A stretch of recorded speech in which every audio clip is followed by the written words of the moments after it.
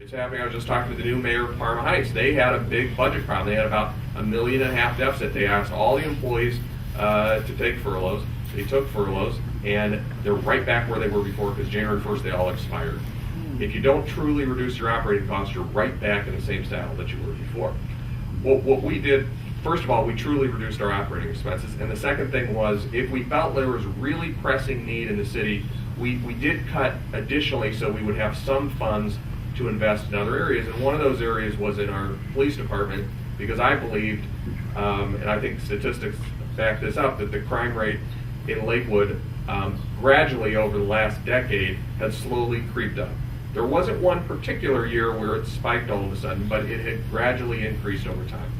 And I felt like we needed an additional police presence, and I wanted to do it in such a way that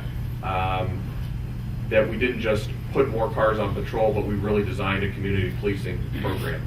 So we ended up increasing full-time officers by 4, and we assigned them to what we're calling neighborhood police offices. Officer Fritsch is one of them.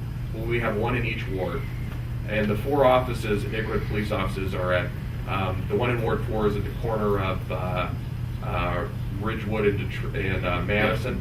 And then there's another one at the Westerly. There's another one at Northland and Detroit. There's another one, or I'm sorry, Northland and Madison, and the one in Ward 1 is across from St. James. And each of those 4 officers work out of those locations. And they deal with neighborhood issues and kind of quality of life issues. So if it's a 911 emergency, they're not going to be the first responder. I mean, they may hear the call and be there, but they're supposed to deal with those kind of nagging problems that sometimes a dispatcher isn't necessarily going to be able to deal with. And then we supplemented them with 10 additional part-time officers. And we use them for park patrol and some basic duties as well. And the bottom line is it working or isn't it working? Well, it's difficult to tell why crime goes up and crime goes down, because the reasons that someone commits a crime can be complicated. It can be because of economic issues, or it can be because of any number of things. So there's a lot of variables out there. But I can tell you that our crime rate is down by double digits in the last 2 years. Now, I will qualify that by saying that crime is down nationwide over the last 2 years, but only by about 2%. So our numbers, depending on which felonies and misdemeanors you look at, it's down around between 15 and 20%. And that's a significant reduction. Now, you may have noticed it or you may not have noticed it. A lot of it is neighborhood specific, and we have put a lot of attention to the southeast corner of the city. But it's my opinion as both the mayor and the safety director, and it's the opinion of the chief of police and our leadership team, is that it is working. It is working. Can we get safer? Yeah, I'm not satisfied with it yet, but I think it's working. Okay, let's keep going. Mary Louise mentioned this. Just one of the parts of our law enforcement strategy was to encourage block watches. We have about 3 times the number of block watches that we did 3 years ago, and it's been effective. And again, if you're interested, please let us know, and we'll sign you up. Let's keep going. Keep going. Keep going. These are just some of the park improvements. I'm going to try to go quickly because I probably went on a little long, but we have tried to use funds where we could to improve our parks. These are some of the improvements at Lakewood Park. If you haven't seen the new Veterans Memorial, the way it's been refurbished, I would encourage you to do that. We actually didn't have the money to really do it the way we would like to, and the veterans helped us raise money, and we had some fundraisers, and a lot of people donated labor, and it was really kind of a special project that worked out very well. Let's keep going. These are just some improvements at Wager Park. Let's keep going. Madison also. I want to talk a little bit about what we try to do with our housing initiative that we also started in 2008. It's complicated, but it basically has two separate prongs to our housing initiative. One is that we wanted to step up enforcement, particularly of repeat offenders, and if there was a property where there was the residents were behaving in such a way that it was a nuisance to the surrounding neighborhood, we wanted to be very aggressive about fining them and holding them accountable for their actions. And we've had a lot of success with that, actually. We've had a lot of evictions as a result of problem tenants, and we've also had some irresponsible landlords just basically throw in the towel and get a better landlord in there. We also, as kind of part of that, is if a house was completely decrepit, or we were able to obtain title to it, we've started to acquire more property than we ever have before in the city. And we have title. Nate, how many houses are we going to have title to by the end of this year? By the end of the year? Yeah. At least a dozen. So this is a change for Lakewood. I mean, we really haven't done this before. Now, how did we do it? It's a combination of aggressive enforcement, putting pressure on irresponsible landlords, and then also getting some federal funds. So we did get about $1 million in federal funds that let us do one of two things. Sometimes if a house is really not worth rehabbing, we'll just demolish it. And we've done a few of those in the city.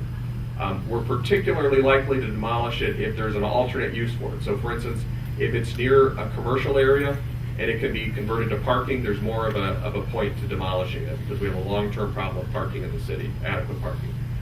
If it's something that can be rehabbed, we are going to start doing some rehabs, and we're going to see that as 2010 goes on.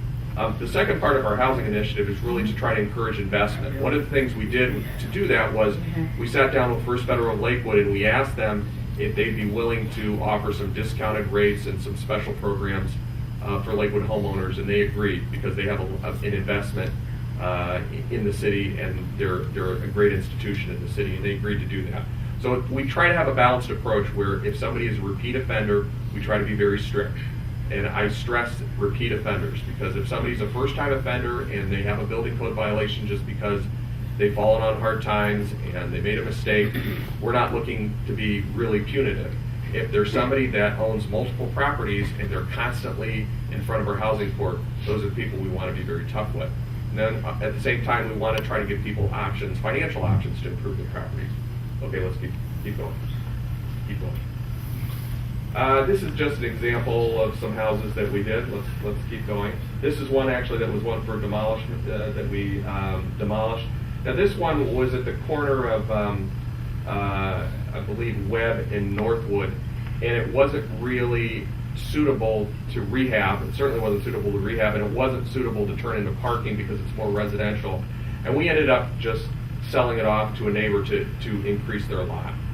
So sometimes what we'll end up doing is if we have to knock down a house, it'll become a community garden, or the folks next door will split the lot. Let's keep going. We kind of talked about this. I want to talk a little bit about a promise we made that I referenced when we started here about trying to include the Gold Coast in our city planning. If you go back, if you went into the archives of our planning and development department, you would find lots of plans for lots of projects. And you can find plans for the Hilliard Theater. You can find plans for the West End. You can find plans for downtown area, the plans where the new library was, for Hoffman Park area. You can find plans, various development schemes that have come about through the years. But it really was glaring that there really was no planning process for what the future of the Gold Coast is. So we started this process last year, actually, and we've made some recommendations to brand this area, to make it easier to get around the area, to look at economic improvements that can be here, some streetscape improvements. We put in for some grant money for these things. We're trying to get all the buildings to kind of pull in the same direction and agree on some common approaches that could help all the buildings. We've had, for the first time, City Hall's had regular meetings with the building managers and the apartment owners and so forth. And we're kind of in the middle of all that, but we've had some really good planning sessions that have been posted here. Maybe some of you have attended some of them. And so that's still a work in progress, but I think we are going to start to see some things implemented in the year 2010. We've had, especially in a pretty lousy economy, we've done pretty well on Detroit Avenue. We've had about $50 million in private investment in Detroit Avenue.